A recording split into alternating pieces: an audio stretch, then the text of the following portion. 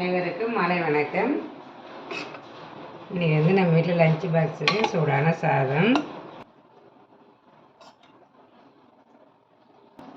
சாதத்துக்கு காரக்குழம்பு கத்திரிக்காய் போட்டு நம்ம மொச்சக்கொட்டை ஊற வச்சு கல்யாண வீட்டு காரக்குழம்பு மாதிரி தான் வைக்கலாம் அப்படின்னு பிளான் பண்ணியிருந்தேன்.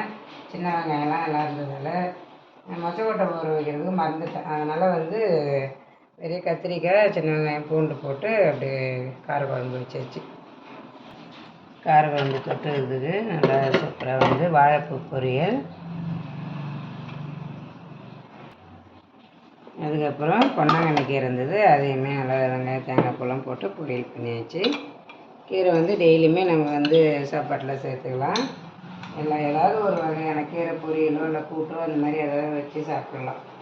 கீரை வந்து இருந்ததுனால இன்றைக்கி வந்து பொன்னாங்கண்ணி கீரை எங்கள் அம்மா எடுத்துகிட்டு வந்தாங்க. அதனால் வந்து நல்லா பொடியாக அரிஞ்சு பொரியல் பண்ணியாச்சு.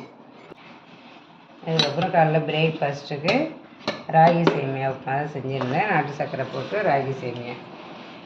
நம்ம வந்து காயெல்லாம் டெய்லி சாப்பிட்ணும் அப்படின்றோம். ஆனால் அதை வந்து எல்லாத்தையும் நம்ம வந்து அரிஞ்சு அதை செய்யறதுக்கு ரொம்பவே கொஞ்சம் கஷ்டம்தான். இருந்தாலும் வந்து அந்த சிரமத்தை பார்க்காத வேப்பிலன்னா கசக்கும் அப்படின்வாங்க. அந்த மாதிரி வந்து நம்ம ஹெல்த்தாக உடம்புக்கு வந்து சாப்பிட்ணும் அப்படின்னா கொஞ்சம் வந்து மெனக்கிட்டு தான் ஆகணும். அப்போ தான் வந்து நம்ம உடம்பு வந்து ஆரோக்கியமாக இருக்கும். இப்போ இருக்கிற சாப்பாட்டில் எந்த சத்துமே இல்லை அப்படின்றாங்க.